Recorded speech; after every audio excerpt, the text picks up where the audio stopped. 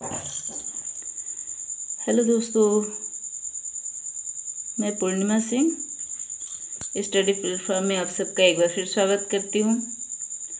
आज हम पढ़ेंगे पाठ्यक्रम में भाषा बीएड 4th सेमेस्टर जो है उसमें पहला प्रश्न पत्र जो है पाठ्यक्रम में भाषा, इसका क्वेश्चन पढ़ेंगे। संज्ञानात्मक शिक्षण सिद्धांत। संज्ञानात्मक शिक्षण सिद्धांत में क्या क्या पॉइंट आते हैं? इसमें स्टैनफोर्ड विश्वविद्यालय के प्रोफेसर NL गेज ने संज्ञानात्मक शिक्षण सिद्धांत का प्रतिपादन किया। शिक्षण सिद्धांत से तात्पर्य शिक्षण के विश्लेषण से होता है। सिद्धांत का मतलब कि उसके माने कि क्या क्या नियम होते हैं, क्या उसके नियम कानून होते हैं, इस सब पे रहता है। मैंने कि उससे विश्लेषण से होता है, मैंने कि सिद्धांत यानी कि उसका पूरा विश्लेषण, उसमें क्या क्या होता है। गेज का विचार है कि शिक्षण का एक सिद्धांत से शिक्षा का उद्देश्य पूरा नहीं हो सकता। मैंने कि किसी एक विश्लेषण से हम चाहें कि शिक्षा का पूरा उद्देश्य जो है पूरा हो सके, तो ऐसा नहीं हो सकता। इसलिए एक से अधिक शिक्षण सिद्धांत होना चाहिए। शिक्षण का विश्लेषण 4 प्रकार से किया जा सकता है। देखिए, जिसमें पहला है शैक्षिक उद्देश्य। शिक्षण का विश्लेषण उद्देश्यों की दृष्टि से किया जाता है। ब्लूम द्वारा उद्देश्यों के 3 वर्गों में विभाजित किया गया है। पहला है संज्ञानात्मक, दूसरा है भावनात्मक और तीसरा है क्रियात्मक। संज्ञानात्मक यानी कि आपके संज्ञान में, संज्ञान का मतलब क्या होता है, यानी कि आपका ज्ञान कहाँ तक है, आपके संज्ञान में डाला जाए, आपको उस विषय के बारे में ज्ञान कराया जाए। उसके बाद से भावनात्मक, फिर उसको आपके भावों में उतारना, मैंने पहले बच्चों के संज्ञान में डालना, फिर उसके बाद से उनके भाव में उतारना, उसके बाद से उसका क्रियात्मक यानी कि उसको क्रिया के रूप में प्रस्तुत करना। प्रत्येक की प्राप्ति के लिए विशिष्ट प्रकार की शिक्षण क्रियाओं की व्यवस्था की जाती है। शिक्षण के 3 सिद्धांत होने चाहिए। ये 3 सिद्धांत कौन हैं?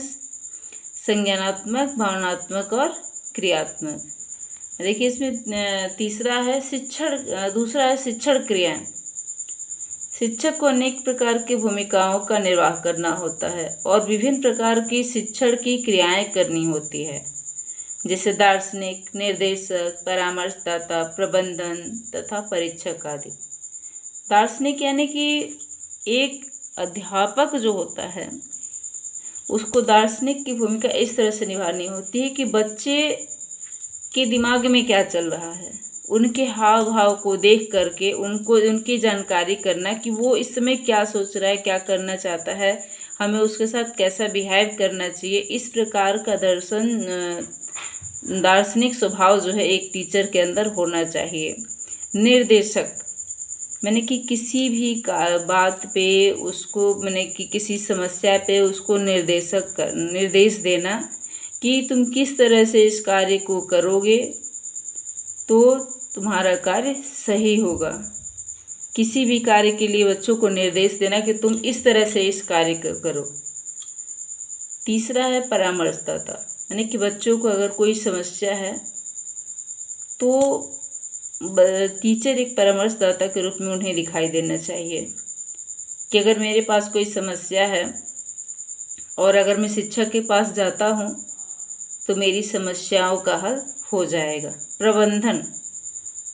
प्रबंधन से यहाँ तात्पर्य है कि क्लास में बच्चे किस तरह से बैठे हैं, उनके पास कैसा बेंच होना चाहिए, कैसा वातावरण होना चाहिए, ये सभी जो है एक शिक्षक पे निर्भर करता है कि जब वो क्लास में रहता है तो क्लास का वातावरण जो है उस समय जो है उसके प्रबंधन में रहता है।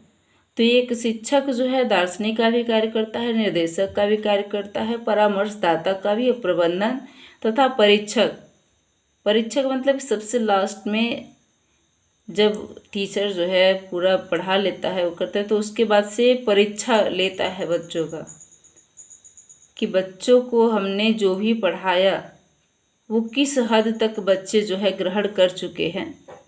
तो इस तरह से वो एक परीक्षक का भी काम करता है।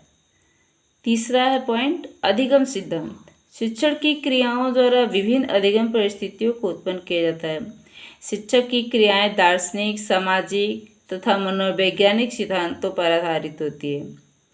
मैंने कि शिक्षक की क्रियाएं दार्शनिक, सामाजिक, मैंने कि दार्शनिक हम जैसे आपको ऊपर बताए हैं कि बच्चों के दिमाग में क्या चल रहा है, कैसे हो रहा है, उन लोगों को किस तरह से हम पढ़ाएं कि आगे चल के जो है मैंने कि जो भी पढ़ा रहे हैं वो आगे चल के बच्चों को किस हद तक उनके लिए सहायक होगा। अगर हम 9th में कोई कोर्स पढ़ा रहे हैं तो क्या वो 10th में उनके लिए सहायक होगा या नहीं होगा। सामाजिक तथा मनोवैज्ञानिक, मैंने कि बच्चों एक शिक्षक को जो है सामाजिक भी होना चाहिए, सामाजिक रूप से जोड़ के उसके बाद से बच्चों को जो है ज्ञान देना चाहिए। मनोवैज्ञानिक यानी कि बच्चों की मानसिकता इस समय क्या कर रही है, उसको किस तरह की विषय से संबंधित उसको जानकारी देनी चाहिए, कौन सा बच्चा किस विषय में ज़्यादा मन लगाता है, उस तरह से उनके साथ वैसे ही उनको सब्जेक्ट दिलवाने चाहिए। इन सब सिद्धांतों पर जो है उसको ध्यान देना चाहिए। उद्दीपन अनुक्रिया में सूझ के सिद्धांतों का प्रयोग होता है। पुनर्बलन सिद्धांत अधिक उपयोगी होता है।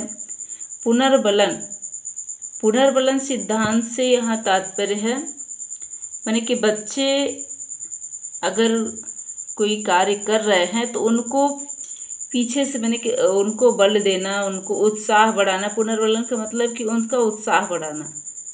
अगर बच्चे किसी कार्य में आगे बढ़ रहे हैं तो उसमें भी अगर हम उनका उत्साह बढ़ाते हैं तो भी पुनर्बलन ही कहा जाएगा। और अगर बच्चा कोई उदास हो गया है तो फिर से उसको नई ऊर्जा के साथ उसको फिर से सामने लाना कि नहीं बेटा तुम कर सकते हो, तुम्हारे में वो शक्ति है, उसकी शक्ति का उसको पहचान करवाना इत्यादि पुनर्बलन का ही सिद्धांत है। प्रत्येक सिद्धांत के लिए विभिन्न प्रक्रिया का अनुकरण किया जाता है। और चौथा है अधिगम के तत्व। नेल मिलर ने अधिगम के 4 तत्वों का उल्लेख किया है: पूर्वोत्तर, अनुक्रिया अनुबोधन तथा पुनर्बलन। प्रयोग के तत्व के लिए एक विशिष्ट शिक्षण क्रियाओं की आवश्यकता होती है। अगर वीडियो पसंद आई हो तो इसे लाइक, सब्सक्राइब एंड शेयर ज़रूर कर दीजिएगा। Okay bye, take care.